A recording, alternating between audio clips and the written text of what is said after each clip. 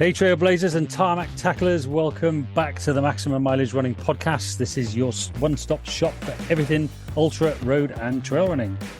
And don't forget, we've got all your off-road adventures covered too. And I'm your host, Nick Hancock, Head of Coaching here at Maximum Mileage, here to deliver pro advice, humour and inspiration for those of you tackling marathons and beyond. And I'm Faye Johnson, your co-host. I am also a certified running coach, personal trainer and the resident mountain goat. Whether it's road running or ultra marathons, we've got the tips and tricks to get you through your training. Exactly. Whether you are squeezing miles into a busy schedule or just dipping your toes into long distance running, we've got your back. So lace up, gear up and get ready for maximum mileage. Let's get into it.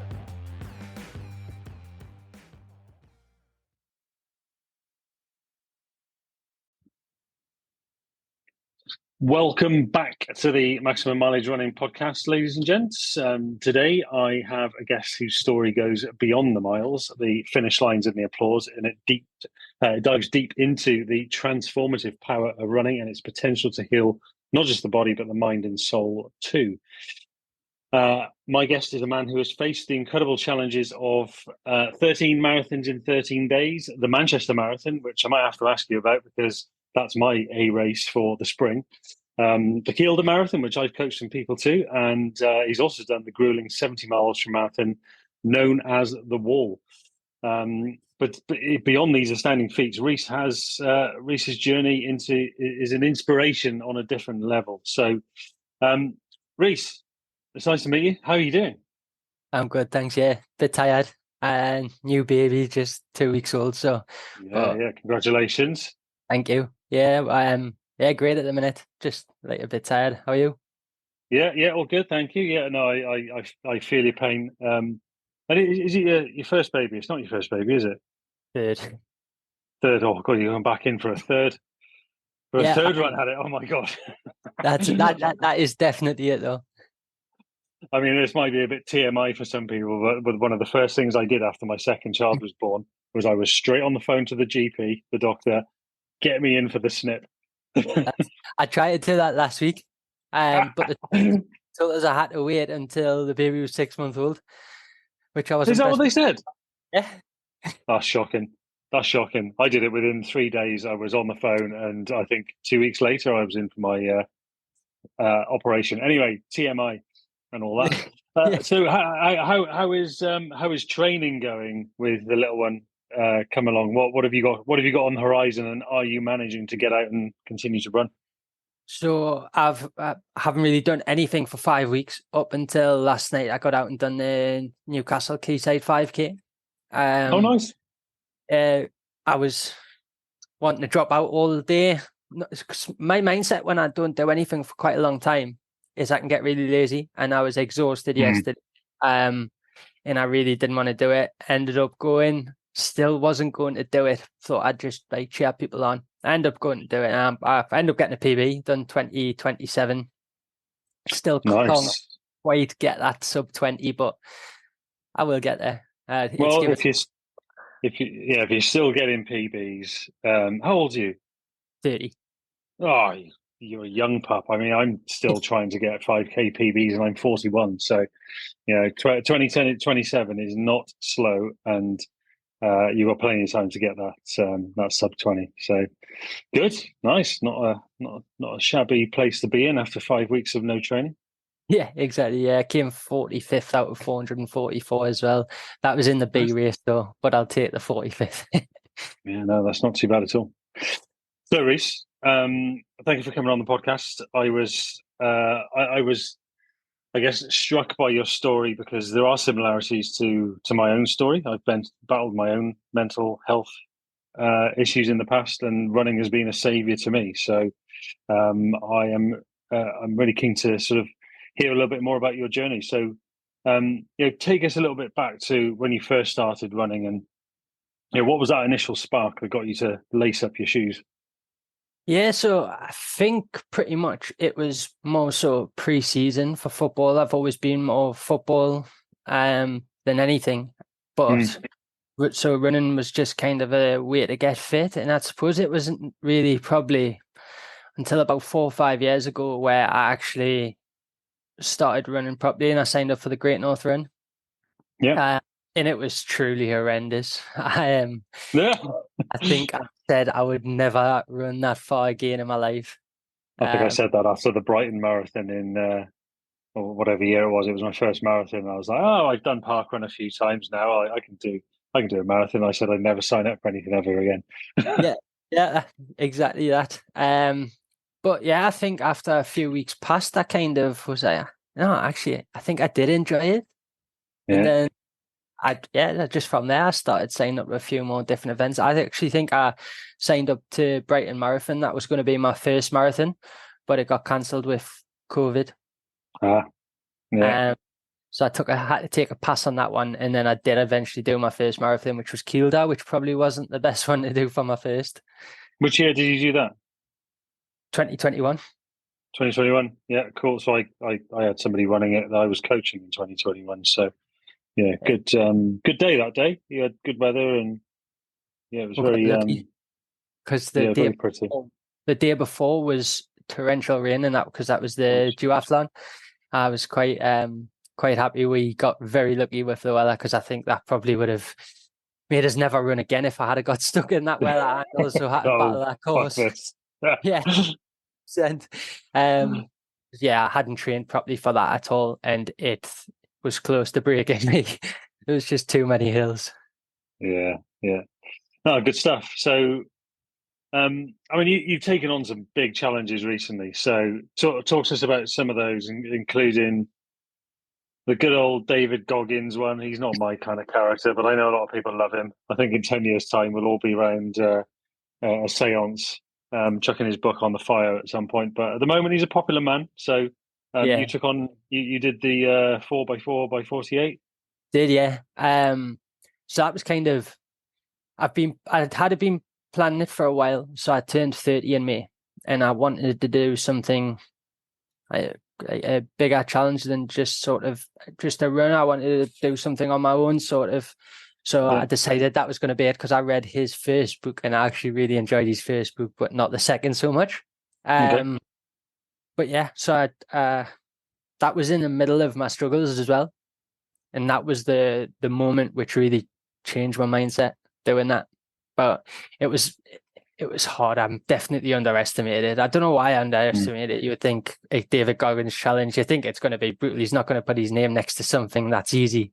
But as I always do, underestimate things and get caught by it. But with 2 young kids as well, I guess probably not the best time to do it either, and a pregnant partner. But it was the lack of sleep, definitely, over the whole challenge.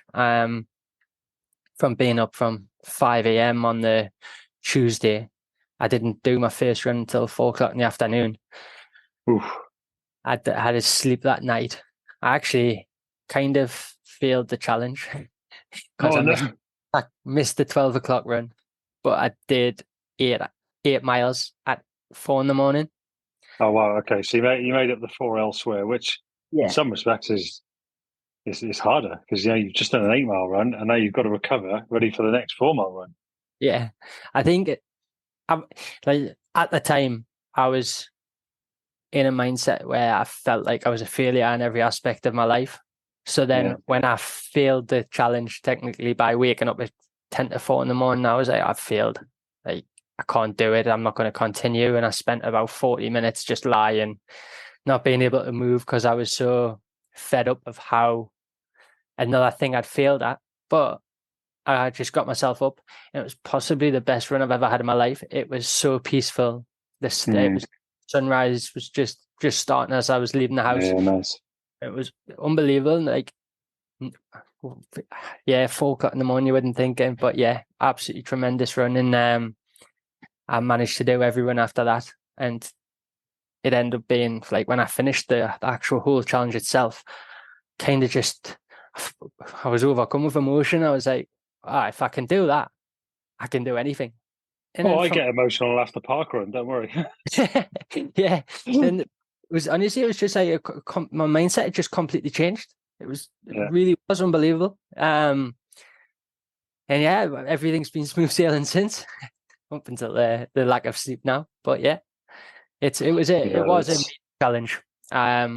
It's definitely worthwhile giving it a go if you want something that is going to push you, because the lack of sleep.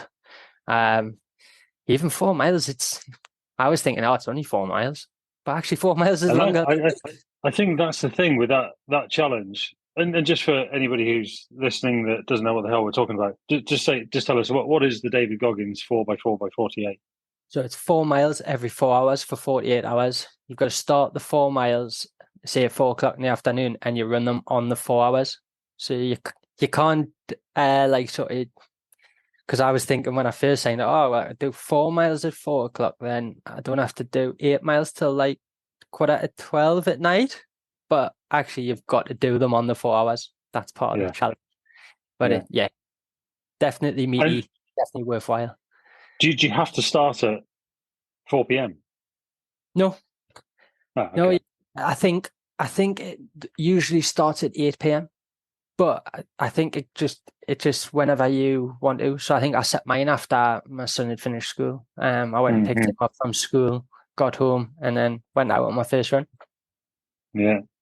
I mean, it's a big challenge. I've seen loads of people do it, and maybe not my kind of thing, but I know how transformative those kind of challenges can be, and I think that's what ultra running has done for me. Is as I've completed, bigger challenges, it's just made me think. It made me realize that I can do hard things, and I'm not. I don't have to go into these dark places that I've been into, when I had my mental health battles. So, just tell us a little bit more, and if you don't mind talking to a little bit, what have been some of those tough times that you've been through? Because you've been through a really tough one recently, right? Yeah, of course. I don't mind sharing that. So pretty much November was pretty much the start, but it started a long time before that. So I was a chef up until I found out my first son was going to be born.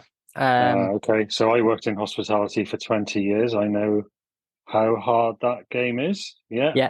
80, 100-hour weeks. Yeah. And it's the whole thing with when you finish work, because I put on the pass for your finishing, or you've done really well today, 4 pints there for you. You've had a really bad day, here's 4 pints for you. Long day, cold day, whatever sort of day, you had them pints waiting for you. And then you would have them pints. Well, had 4 pints now, don't go downstairs, have a few more. Sometimes it's 5 o'clock in the morning, you're still in the casino and you're starting work in an hour and a half. And when I stopped being a chef, because I knew I couldn't be a dad while doing those sort of hours, that's when I just went into a contact center. And I remember the first day of finishing work, they let me go an hour early from training, and we'd just moved back from Bermuda not long before that. And I was in my mom's kitchen, just pacing back and forwards. Oh, what do I do? It's 3 o'clock in the afternoon. I was lost. I was completely lost. It was a weird feeling. So I went in the shop, just got some cans. So I'll have a few beers since I'm finished this early for once in my life. And kind of that stuck from that point going forward. It was like, oh, I've had a really stressful day at work. Pop in the shop, get 4 cans. But then it went from 4 cans. Then it would start to I'll get 8 cans. And then it would be, I'll get a crate on a Wednesday. That'll last us through the weekend. Would last us 2 nights, 1 night, 3 nights. It kind of just got progressively worse from that point, to the point where I kept messing up. I was letting people down. Was just fed up with it, of everything that was happening. And the final straw was the England game, the first one of the World Cup. So went to the pub, 11:30. Few pints, was meant to be coming home after it, didn't come home after it. My son plays for Newcastle Academy. I was meant to be taking him to football, going along. Ended up saying, just pick us up after. So I ended up missing his football, and then I didn't end up coming home again when I said I was going to. So I just woke up, I felt terrible. I was just like, right, I've had enough of this. So one of my friends said, why don't you try AA? I tried AA. And I got Alcoholics Anonymous, right? Yeah, sorry. I got a lot of, like, I resonated with a lot of it, and I realized that was me. So it helped us realize, right, I am an alcoholic. I need to get my stuff together because I've got 2 kids. I need to be a better dad, need to be a better partner, better son, everything. So when I stopped drinking, I'd done 3 weeks straight away, and then I just drank. So, and then it become to the point where I was having a bit time off, going back to drink, back to drink, back to drink. And the longer it was happening, the more I kept just going back to, you're failing again, you failed again, you failed again, back to day one. And it just got to a point where the last time I did drink, which was February the 26th, I ended up on the train lines just around the corner from where I am now. Stood in the middle of the train tracks, waiting for a train to come. Someone seen us walk out on the lines. They called because there's a crossing, so I'd went down where the crossing is, started walking down the train track. So someone had picked up the phone, called the operators, and they managed to get the train stopped. And that's when I came off the lines, when I seen a train coming, but it was at a crawling pace, so there was nothing I could. It was game over, really. There was nothing I could have done at that point. Next day, got up, woke up, and I just felt so bad. And I struggled for a long time after that. I did Manchester Marathon in April, and even though I hadn't been this year, yeah. And even though I hadn't been running, I was gonna go for a sub 4-hour marathon.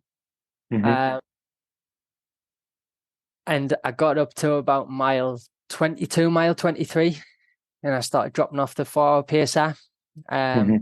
Tried to grab a drink, and someone cut like across us, so I ended up having to go back over. And by the time I'd done that, it was further away than I thought. And then I thought, I quickly stopped to go to the toilet, and by the time I caught him up by mile 24, 25-ish, I'd completely drained myself, and I ended up finishing in 4 hours, 2 minutes. And I just seen that as a massive fail. Like my head just dropped. I was back down in that hole where I had been really all those weeks ago. I managed to, I'd stayed sober, and I have stayed sober. I'm coming up 6 months sober now. Nice, well done.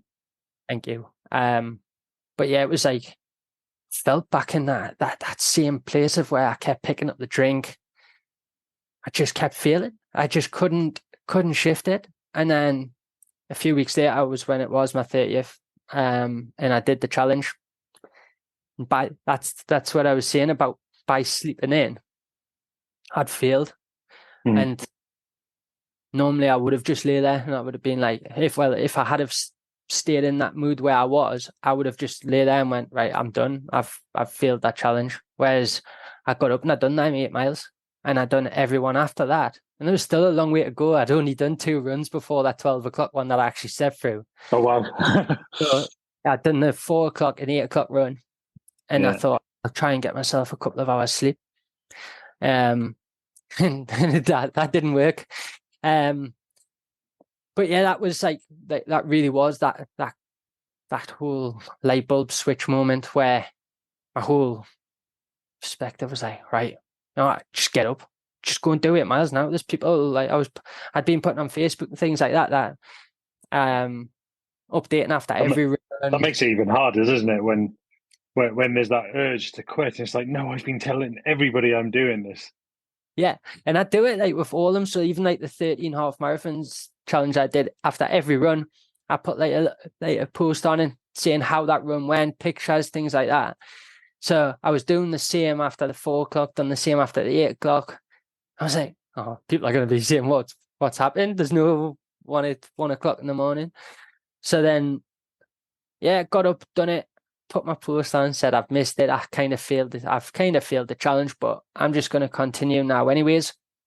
And like, I was getting loads of comments like, you haven't failed. You've just done 8 miles at once instead. And I was getting nice comments, and it was like, right, okay, I might as well. Yeah, I will just keep going. So that's exactly what I thought when you said, well, I slept in for one, but then I got up and actually what I did was 8, and then I carried on the 4. See, I don't see that as a failure. I think that's awesome because actually, like I say, running 8 miles is quite different to running 4 miles, and then you've reduced the amount of recovery time that you've got, and you've Yeah. actually probably made it even more difficult for yourself. So, I think the fact that you've taken your mindset away from where you were even as recently as February, where you've gone through that horrible time where you found yourself stood on a train track. And for those people listening, I know what that feels like. Not, mine wasn't a train track. Mine was taking my seatbelt off and driving towards an oncoming car.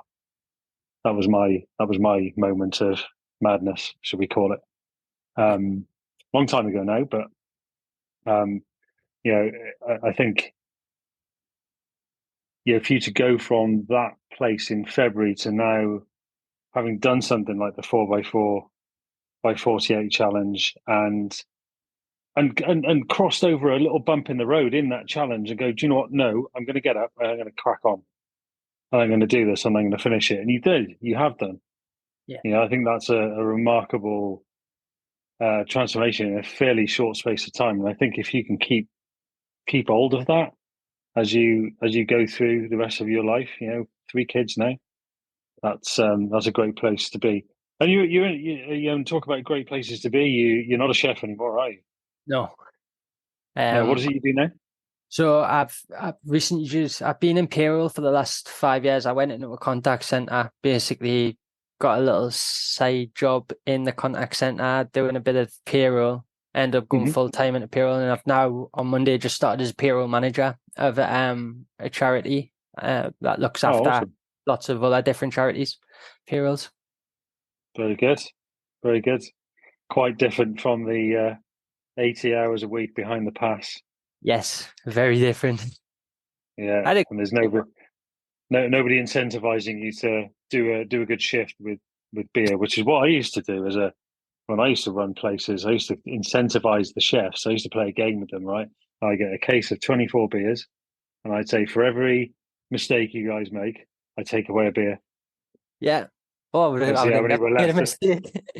Yeah, and every shift was the best shift ever because it was like, no, all the beers are still in there. I can imagine that. Like, but it's the thing is, I look back on that now and think that is actually a really shit thing to do, to incentivize somebody with beer in that way. do you know I don't know.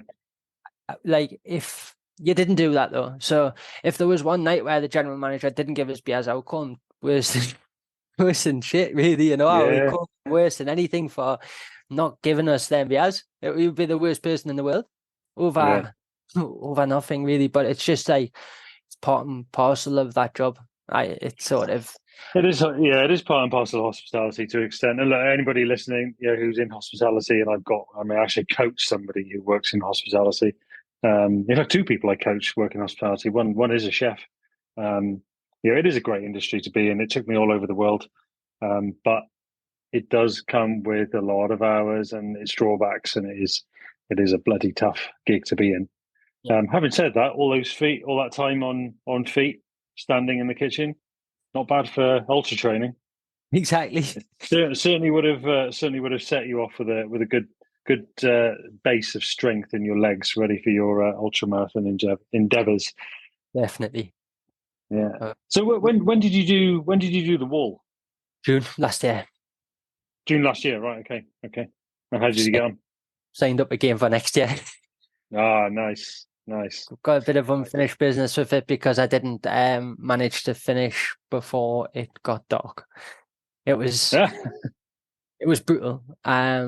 It's a tough one. But any other way, it was really brutal. Hadn't done anything like it before. It was amazing though.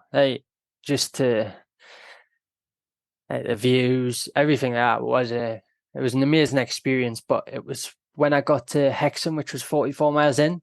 The furthest I'd ever ran before was a marathon, and I had a marathon left to go from there. One of the guys from the running club who I run for, he met me at Hexham, and stupidly I sat down. The Yeah. When I One sat of the down, worst things you can do in ultra marathons is sit down. yeah, absolutely horrendous. I couldn't even walk after. It was that bad. I thought I was Yeah. right. I tried to run. I couldn't run, so I was like, right, I'll just walk really fast. So I thought I was walking really fast. People were walking past as if they were sprinting. So I just like gone. I was like, what's going on? I was like, so from that point, I'm sitting there. I'm going, I'm never even going to make it past the deadlines now because I'm walking that slow. So I start getting in my head. Loads of people walking past us, going, "Are you okay?" I was like, "Yeah." And then 3 lads were walking past, and they went, "You're knacked, aren't you? You're struggling a bad, aren't you?" I went, "Yeah." They went, "Right, come on, you come with us." So they're walking, and then they kept turning around. Can you hurry up? We want to finish at some point tonight. Then I was having to go quicker. I keep up the back, and they're like, "Do you fancy running for a little bit?" I went, "Okay, go on then." So I would run. I can't run any longer, and then they started to struggle as well, and we ended up walking for quite a bit, and then it started to get dark, and I just remember this. It was just felt as if we're just under trees in the pitch black, and it must have felt like hours and hours and hours, but really probably wasn't. It was probably a couple of hours. And my friend from the running club, he cycled to Hexham, and he cycled from Hexham to the last pit stop, which was 9 miles from the finish. And I just felt like we're getting no closer. And if I wasn't with them, I would have quit because I was very close to quitting. I And just was, that's the beauty of the ultramarathon world is there's such a great community in it, and you can make friends with people literally there and then in the middle of a race. yeah. Oh, they completely dragged us along, and then I was about 100 feet away from the last pit stop, and I was still saying, I can't do this, I can't. And then my pitch black, I just seen this bike coming towards us, and it just stopped instantly, and it was my mate from the running club, and he just looked at us, and he just gave us the biggest cuddle. And I was just, I was just completely froze, didn't know what to do. And he went, "We're 100 yards away. Come get your water filled up. Get a bite to eat, and see how you feel when we get there." Got there, someone came over, filled my water up. He went, "What are you going to do?" I went, "Come on." And he cycled alongside us, and I just started running again. I don't know. It was like I knew where I was. Mm-hmm. And then got up to Scotswed Road, and it was when I got down to the quayside, I was like, "Whoa, I can see the Tyne Bridge. I can see the Millennium Bridge. I'm nearly there. I've actually nearly made it. I did 8.5 minute miles for the last 4 miles." And That's such a common thing in ultra marathons. It's the second wind, and sometimes in even longer, yeah, 100 milers, 150s, 200s, it can be the second, third, fourth winds where there's a coach out there called Jason Coop, and I quite like one of his catchphrases, and that's it. Never always gets worse. yeah, Never always gets worse. So you yeah, might think you're in the weeds right now. It's not always going to keep getting worse. At some point, it will get better. yeah, And that is one of those occasions where it's actually, do you know what? I can see you could see a landmark and say, right, okay, actually, I can feel it. I can see it. Let's pick the pace up, and you get the second wind out of nowhere.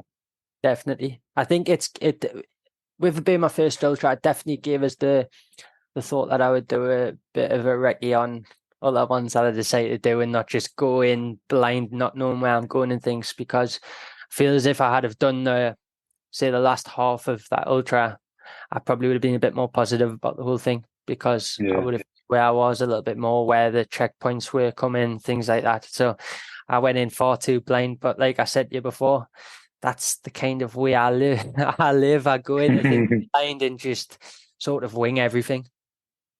So now you're in a better place. Now you've done the race before.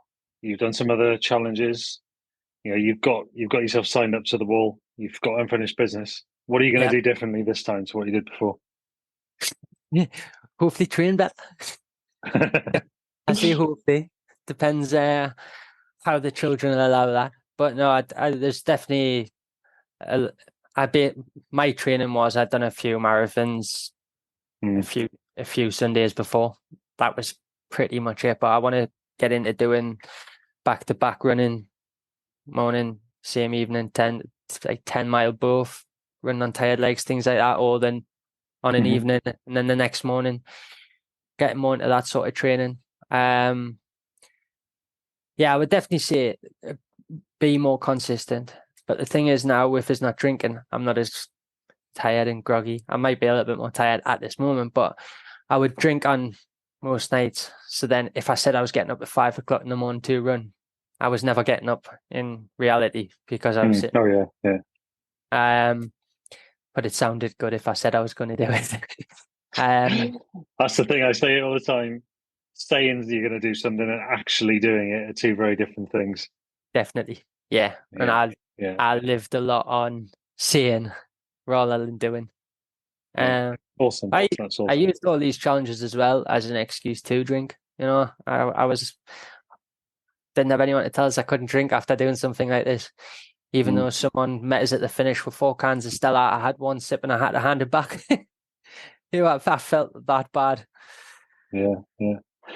Well, look, for a guy with a 2027 5K, it might not be an ultra marathon, but 5K is a marker that I use with my athletes to test to see, where their baseline pace is and how we can build on that at the different training zones. And that's a pretty decent pace without any properly structured training. So I would say look out for Reece Calvert coming up behind you in your next ultra marathon, folks, because the boy's got some pace. And if you can translate that into the long stuff, look out. That's the goal. I want to really. I don't just want to sort of take part and come near the back. I want to get more consistent with my training. I know it might not be sort of this year or next year with having 3 young kids, but it's definitely something within the next 10 years that it's going to become a lot more consistent. And I will start getting competitive in these longer distance because I've got a few written down there of races that I want to attempt over the next few years, like the Ben Nevis Ultra. The new one that's starting this year, the 13 Valleys. Yeah, I've seen it advertised. I don't know a huge amount about it yet, but I have seen it advertised. It's the first one. I think it's starting in October. And if the baby didn't come, I think I possibly would have signed up for it on a whim again and just winged that one. I'm not sure that's something you can wing. But the Race the Stones and the Copthorne races as well. And Lakeland 50 is something that's been on my list for a while. Yeah. Well, the Copthorne is something a friend of mine's done, and that's brutal. That's really tough. Race of the Stones, I'm actually doing that myself in 2024. So after Manchester Marathon, that's one I'm going into. So I'll let you know how it goes. I've coached a couple of people to it. It's a great race. The Ridgeway is beautiful. It's not too hilly. There's plenty of ups and downs, but it's not like anything. Certainly nothing like the Lakeland, which actually on next week's recording, I've got Andy Berry on, who was the winner of the Lakeland 100. He's coming on to tell us all about his. And he's a man who's local to you. He's in County Durham. So okay, I'll definitely watching that one and get some tips on how I can win it in the next couple of years. Yeah, Andy's he's becoming ultra running royalty, and he's on the show next week. So I'll quiz him on what needs to be done. Thank you. Looking ahead, and I think a question I'd love to ask is, particularly for the people listening who, might be struggling with things like addiction, mental health challenges, and is either considering taking up running as an outlet. What advice would you give them? Definitely take up running. The addiction, you need to replace your time that you would be spending doing that thing. So for me, every night I would finish work. Sometimes let the kids get to bed, sometimes not, and then I would start drinking. Sometimes I would force an argument with my partner so that I could drink properly rather than at a slower rate. So when I did stop, I was like, wow, this is when I would normally be drinking, watching Newcastle. That was something I would have a drink with every time. So I really did struggle watching Newcastle the first few times, but I would make it more about my son and you've got to. There's going to be things you associate with that addiction, and you do need to replace it, and you need to put your energy into something else. So for me, that was running. And the good thing about running is when you do stop, the benefits of stopping out drinking alcohol, I think pretty much everyone already knows that it is like really good, but I did actually see the benefits a lot. So when you do get the positive out of, like, you can see yourself improving, and it's like, oh yeah, this is a good thing. It's also like the family as well, like life's been so much better for them. And yeah, I guess, how have they been through? You know, they've stuck by you. Your missus has stuck by you, obviously, through this whole thing, and even, you know, had another baby with you. Yeah. So yeah, like it was really tough for her. She was pregnant and she had to deal with everything that was going on with me. From when when I said I was stopping drinking, she was pregnant at that stage. We knew that, and that was another reason why I did want to stop. And the whole time I did actually want to stop drinking. It just, I would have a bad day or something, and I would end up turning back to the drink. And it was about, I hit rock bottom, and I knew I couldn't drink anymore. And that was the turning moment for me. I could not physically drink because I couldn't be back in that place. I couldn't leave Charlotte with two kids, an unborn baby, and no dad to help. I couldn't leave my kids without a dad. I nearly never got that moment of holding my son for the first time. And that became the priority over being selfish and drinking myself to death. That's all I was doing. I've lost 2 stone since. I'm about 12, just over 12 stone now. Quite happy with my weight. I looked horrendous when it was all on my belly because I was just bloated. Mm-hmm. So there's so many benefits you get from stopping these things. I'm in like a couple of groups of people who are in active addiction and stuff, and I do try and help them and talk to them, even like putting up like my run, trying to encourage them into running or get to the gym, get in boxing gym, find something that's what running is to me and stick with it because it will help you change your mindset. Also, I think that's a really, really, really good point, actually. Just to, you know, obviously this is a running podcast, but I would say to anybody, you know, it doesn't have to be running. It could be, you know, get in the gym, get on a bike, you know, go to Zumba. I don't know, you know, go and do something that makes you happy and gives you that endorphin boost, because that's what I get from running. And, you know, talk about, you know, for me, yes, I had my addictions earlier in life, but for me, it was about how running made me feel on a day-to-day basis that completely changed my perspective on, you know, actually, you know, feeling like crap was normal,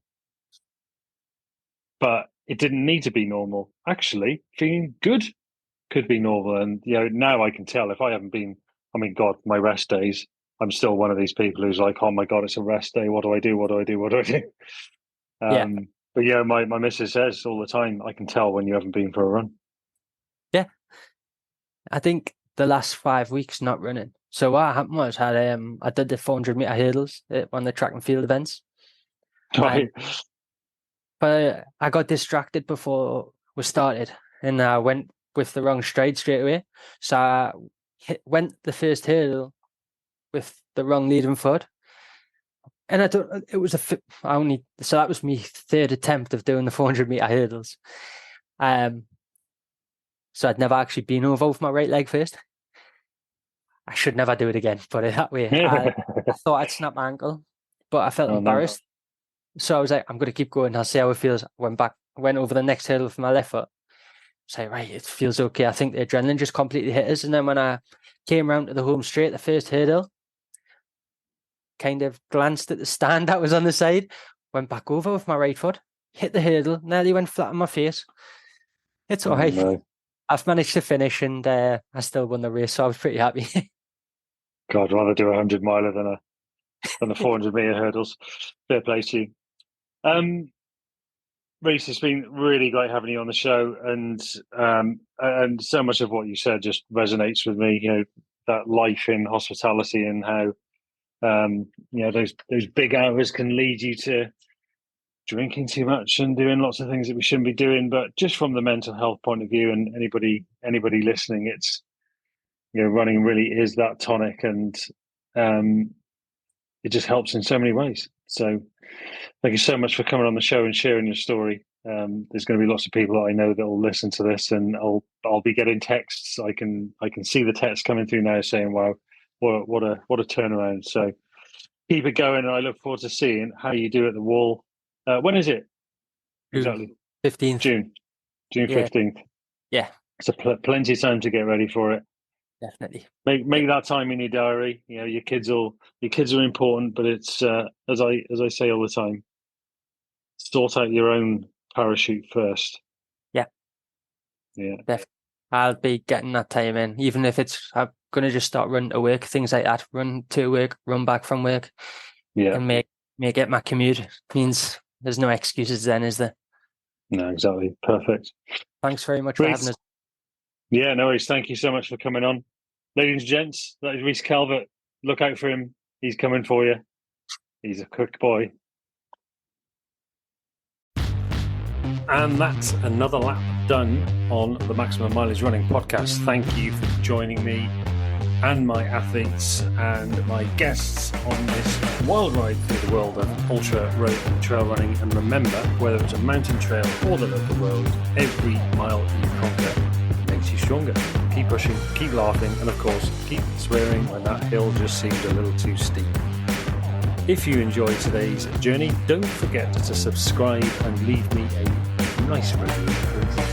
Your feedback does help me go that extra mile. Until next time, this is your host, Nick Hancock, reminding you to make every mile count. Run long, run strong, and run with maximum mileage. Catch you on the next run.